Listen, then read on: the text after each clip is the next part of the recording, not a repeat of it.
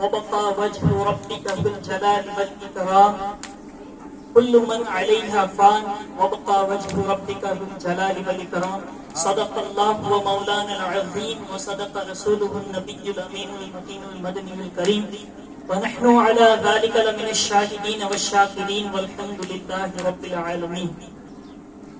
حضرات محترم، ابھی میں نے جس آیت کریمہ کو اپنا عنوان سخن بنایا ہے اس پر روشنی ڈالنے سے قبل ہم اور آپ مناسب ہی نہیں بلکہ میں ضروری سمجھتا ہوں کہ پیارے آقا تاجدار مدینہ صلی اللہ تعالی علیہ وآلہ وسلم کی مقدس بارگاہ میں درود پاک کا ہدیہ نچھاور کرے اور بلند آواز سے پڑھے اللہم صلی علی سیدنا محمد. تمام حضرات تھوڑا قریب قریب آگے قریب قریب تشریف کریں.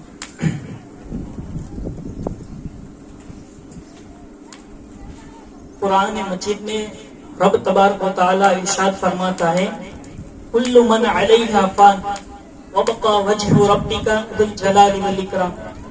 ہر شے فنا ہونے والی ہے، باقی رہے گی وہ ذات، یعنی اللہ تبارک و تعالی کی ذات ہے جو ازلی اور ابدی ہے. دنیا کی جتنی بھی چیزیں ہیں، دنیا کی جتنی بھی جان والی شے ہیں، ان تمام کو ایک نہ ایک دن زوال ہے، یعنی ایک نہ ایک دن وہ چیزیں ختم ہو جائے گی، چاہے وہ انسان ہو یا جنات ہو یا پھر فرشتے ہو، سب ختم ہونے والے ہیں. دنیا کی ہر شے ختم ہونے والی ہے، باقی رہے گی تو صرف اللہ تبارک و تعالیٰ کی ذات رہے گی. حضرات محترم، حضور علیہ الصلوۃ والتسلیم کی حدیث پاک ہے، آپ علیہ الصلوۃ والسلام فرماتے ہیں کہ موت مومن کے لیے تحفہ ہے، موت مومن کے لیے تحفہ ہے اور نجات ہے. تو روح جب بندہ مومن کے جسم سے نکل جاتی ہے تو وہ روح کا اپنا اپنا مقام ہوتا ہے. روح کسی کی روح عالم ارواح میں رہتی ہے، حسب مراتب روحیں اپنی اپنے مقام پر رہتی ہے. کسی کی روح قبر پہ رہتی ہے اور کسی کی روح کہیں پہ. لیکن کافر کی جو روح ہے نا وہ قید رہتی ہے، کافر کی روح کو چھٹکارا نہیں، کافر کی روح قید رہتی ہے. اب ہم جو یہ اصال ثواب کرتے ہیں، یعنی درود و سلام فاتحہ پانی، اور وہ بھی وہ مرحوم کو اس کا فائدہ پہنچتا ہے. حضرت ابو ہریرہ رضی اللہ تعالی عنہ سے روایت ہے کہ جب کسی قبر پہ ہم جاتے تو ان قبر اپنے قدموں کی آہٹ بھی سنتی ہے، ہمارا سلام بھی سنتی ہے، ہم سلام کرتے تو سلام بھی سنتی ہے اور جواب بھی دیتی ہے. لیکن ہم سن نہیں سکتے ان کی آواز. ان کی آواز سننے والے دوسرے جانور، نباتات، یہ جن، اور ان کو اللہ نے یہ طاقت دی ہے، ہم کو یہ سماعت میں یہ طاقت نہیں دی، ہم نہیں سن سکتے. حضرات محترم، تو چاہیے یہ کہ بندہ مومن قبر کی تیاری کرے، حشر کی تیاری کرے، کیونکہ قبر ایک گڑھا ہے. حضور علیہ الصلوۃ والتسلیم نے فرمایا کہ قبر جنت کے باغوں میں سے ایک باغ ہے اور جہنم کے گڑھوں میں سے ایک گڑھا ہے. اب بندہ مومن چاہے تو وہ اپنی قبر کو جنت بنا لے یا وہ اپنی قبر کو جہنم کا ایک گڑھا بنا لے. اگر بندہ مومن اعمال صالحہ یعنی اچھے اعمال کر کے گیا تو انشاءاللہ تبارک و تعالیٰ اس کی قبر میں نور ہی نور ہوگا، اس کی قبر میں نجات ہی نجات ہوگی، اس کی قبر اتنی وسیع کر دی جائے گی. حدیث پاک میں آتا ہے کہ جب بندہ مومن مرتا ہے، جب اس کو قبر میں لٹایا جاتا ہے تو اس کی قبر کو تحت نگاہ وسیع کر دی جاتی ہے اور جنت سے بچھونا بچھا دیا جاتا ہے اور جنت کی خوشبودار ہوائیں اور ٹھنڈی ٹھنڈی ہوائیں اس کی قبر میں چلا دی جاتی ہے. جب کافر مرتا ہے تو اس کے لیے نہ ہوا ہوتی ہے، نہ کوئی خوشبو ہوتی ہے اور نہ ہی کوئی روشنی ہوتی ہے. اب سوال یہاں پہ یہ ہے کہ کسی کو جانور کھا جائے یا کوئی کہیں بھی مر جائے، ڈوب کر مر جائے یا ایکسیڈنٹ وغیرہ میں مر جائے تو ان سے بھی سوال و جواب ہوگا اور ان پر بھی عذاب و ثواب ہوگا. یہ عقیدہ رکھنا بے حد ضروری ہے. اگر جو اس بات کا کوئی انکار کرے کہ عذاب و ثواب نہیں ہوتا یا سوال و جواب نہیں ہوتا تو ایسا شخص گمراہ اور بد مذہب ہے. حضرات محترم، تو حضور علیہ الصلوۃ والتسلیم نے فرمایا کہ جب کوئی بے نمازی کو قبر میں لٹایا جاتا ہے، رکھ دیا جاتا ہے تو قبر اس کو اس طرح دباتی ہے کہ بائیں پسلی دائیں طرف آ جاتی ہے اور دائیں پسلی بائیں طرف آ جاتی ہے. اس قدر قبر اس کو دباتی ہے. اور طبقات الاولیاء کے مصنف نے تو یہاں تک لکھا ہے کہ جب بے نمازی جو کوئی بندہ نماز ترک کر کے گھر سے باہر نکلتا ہے تو چھوٹے چھوٹے کیڑے مکوڑے اور زمین و آسمان میں جتنے بھی جانور چرندے پرندے وہ دعا کرتے ہیں کہ اللہ ہمیں اتنی طاقت دے دے کہ ہم اس بے نمازی کو ہلاک و برباد کر دیں. جو کپڑے اس نے پہنے رکھے ہوتے ہیں نا وہ کپڑے بھی اس کے لیے لعنت کرتے ہیں. غور کیجیے کہ نماز کو ترک کرنا کتنا بڑا گناہ ہے. خدا کی مخلوق بھی ہم سے خوش نہیں ہوتی تو خدا اور خدا کے رسول کیا خوش ہوں گے ہم سے. اور مصطفیٰ جان رحمت صلی اللہ علیہ وسلم کی تو آنکھوں کی ٹھنڈک نماز ہے. اگر کوئی ان کا چاہنے والا ہوگا, ان کا ماننے والا ہوگا, ان کا حقیقت مند ہوگا تو کبھی نماز کو ترک نہیں کرے گا. وہ نماز اور روزے کا تو پابند ہی رہے گا. درود شریف پڑھ لیجیے. اللہم صلی علی سیدنا و مولانا محمد معدن الجود والکرم وآلہ وبارک وسلم. صلاۃ و سلام علیک یا رسول اللہ حبیب اللہ صلی اللہ تعالی علیہ وسلم.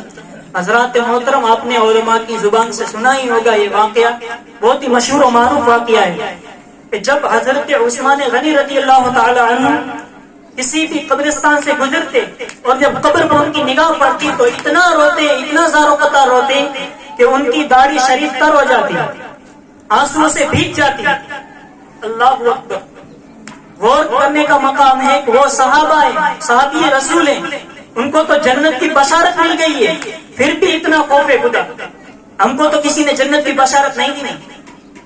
اگر کسی باپ نے بھی دی تھی تو بھی ہم اتنے خوش ہو جاتے ہیں, تو سمجھ ہی لیتے کہ ہم جنتی ہیں. حالانکہ ایسا نہیں ہے. ان کو تو سید عالم صلی اللہ علیہ وسلم نے جنت کی بشارت دے دی, پھر بھی انہوں نے اتنی اللہ تبارک و تعالیٰ کو خوش کرنے کے لیے اعمال صالحہ کا ذخیرہ اپنے لیے اکٹھا کیا, جمع کیا. اور اللہ تبارک و تعالیٰ قرآن میں ایک جگہ فرماتا ہے, میرا مولا وَمَن يَعْمَلْ مِثْقَالَ ذَرَّةٍ خَيْرًا يَرَهُ وَمَن يَعْمَلْ مِثْقَالَ ذَرَّةٍ شَرًّا يَرَهُ. اگر کوئی اللہ تبارک و تعالیٰ کی بارگاہ میں ذرہ برابر بھی نیکی لائے گا تو اللہ اس کا بھی اس کو بدلہ عطا فرمائے گا, اور کوئی ذرہ برابر بھی برائی لائے گا تو اللہ تبارک و تعالیٰ اس کو بھی اس کا عطا کر دے گا, اس کا بدلہ. اور قرآن کو الحمدللہ سراپا رشد و ہدایت ہی کے لیے, ہدی للناس, جو لوگوں کی ہدایت کے ہی لیے آیا ہے.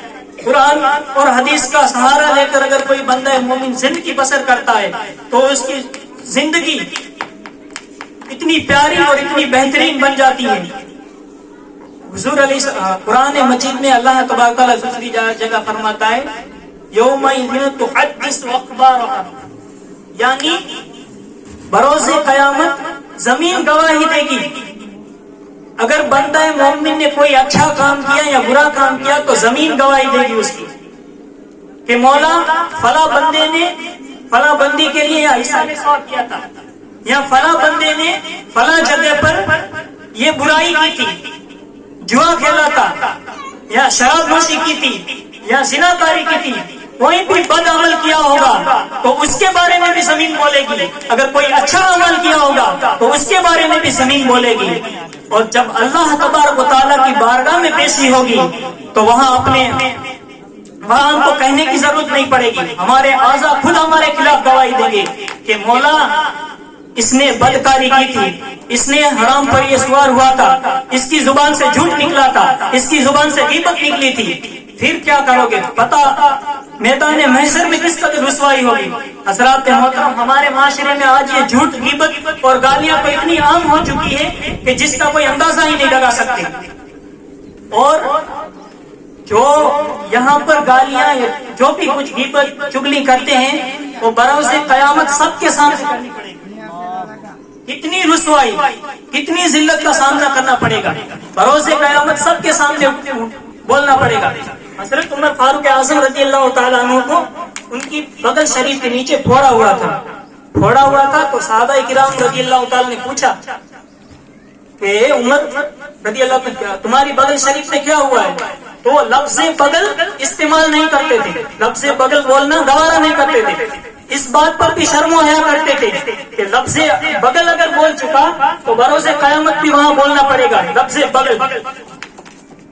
اور حضرات محترم, ہم تو دیکھیں کہ بندہ کیا نہیں بولتا, کون سی ایسی گالی ہے، کون سی ایسی غیبت ہے جو ہمارے معاشرے میں نہیں پائی جاتی؟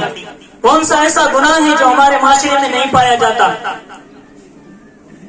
اس کی سب سے بڑی وجہ یہ ہے کہ ہم نے خود تو علم حاصل نہیں کیا اور اپنی اولاد کو بھی علم دین سے محروم کیا۔ کیونکہ علم سے نامحرومی یہ بہت بڑا نقصان اور خسارے کی بات ہے۔ علم ہوگا تو بندہ سمجھے گا کہ رب تبارک و تعالیٰ کی ذات کیا ہے، رب تبارک و تعالیٰ کے محبوب صلی اللہ علیہ وسلم کا مقام کیا ہے، اور صحابہ کرام کی زندگی کس طرح گزری ہے، مصطفیٰ جان رحمت صلی اللہ علیہ وسلم کی زندگی کس طرح گزری ہے، اور ہم کو دین اسلام کس طرح زندگی گزارنے کا حکم دیتا ہے، اللہ کے احکام کیا ہے، یہ سب بندے کو تبھی پتہ چلے گا جب اس کے پاس علم ہوگا۔ جب علم ہوگا تو وہ کبھی شراب کے اڈوں کو آباد نہیں کرے گا، جب علم ہوگا تو وہ کبھی زنا کے اڈوں پہ نہیں جائے گا، جب علم ہوگا تو وہ کبھی بد نگاہی نہیں کرے گا، اپنی آنکھوں کو آوارہ نہیں کرے گا، جب علم ہوگا تو وہ ماں باپ سے اف تک نہیں کرے گا، جب علم ہوگا تو اپنے بڑے بھائی کا ادب کرے گا، جب علم ہوگا تو وہ اپنے رشتے دار اقاربہ کا اور پڑوسیوں کا حقوق ادا کرے گا، اور وہ اتنی خوشگوار زندگی گزارے گا کہ لوگ دیکھ کر دنگ رہ جائیں گے کہ واقعی میں یہ مصطفیٰ جان رحمت صلی اللہ علیہ وسلم کا غلام لگ رہا ہے، اس کی ادائیں مصطفیٰ جان رحمت صلی اللہ علیہ وسلم کی ادائیں یاد آ جاتی ہے۔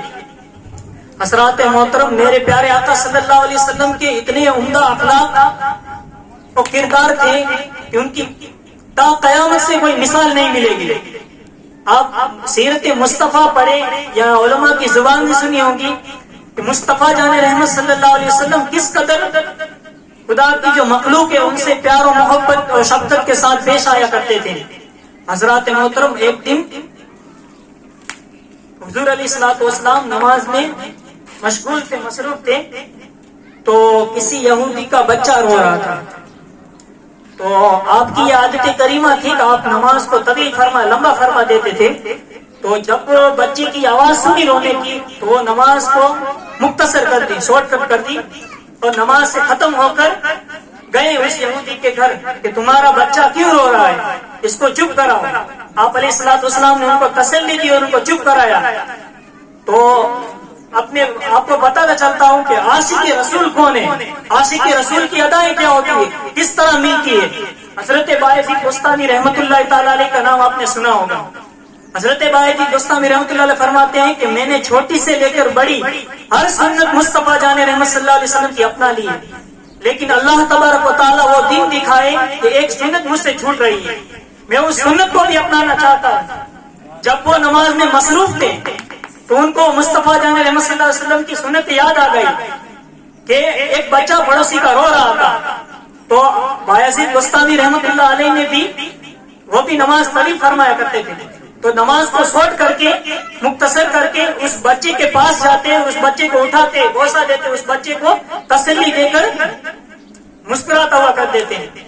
دیکھا چھوٹی سے چھوٹی سنتیں کس قدر نگہبان تھے، کس قدر نگرانی کرتے تھے کہ مجھ سے کوئی سنت چھوٹ نہ جائے۔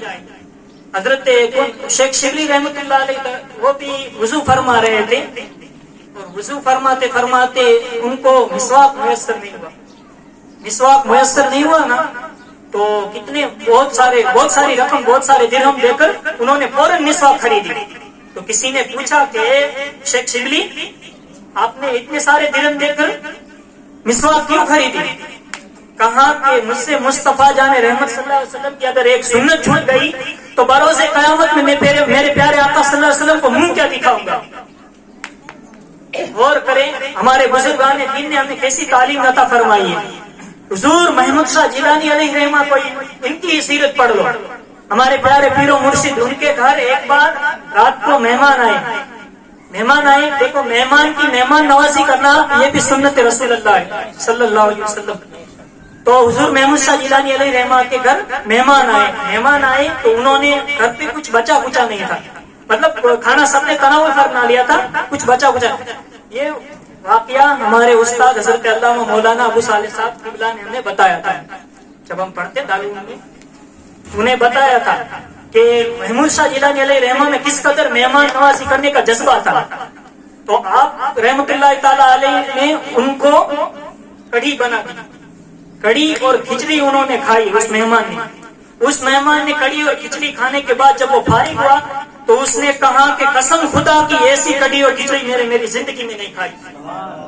قربان جاؤں یہ اللہ والوں کے ہاتھوں کی برکتیں ہیں اور ان کی نگاہ کرم ہے. الحمدللہ آج ہم یہاں جمع ہوئے ہیں ایک مرحوم کے ایصال ثواب کے لیے، ان کی مغفرت کے لیے، ان کی بخشش کے لیے. اللہ تبارک و تعالیٰ سے دعا ہے کہ مولا کریم ان کی بھی مغفرت فرمائے اور ان کے صدقے اور ہمارے پیر و مرشد کے صدقے ہماری بھی مغفرت فرمائے اور اللہ تبارک و تعالیٰ ہماری اس حاضری کو قابل قبول فرمائے. وآخر دعوانا ان الحمد للہ رب العالمین.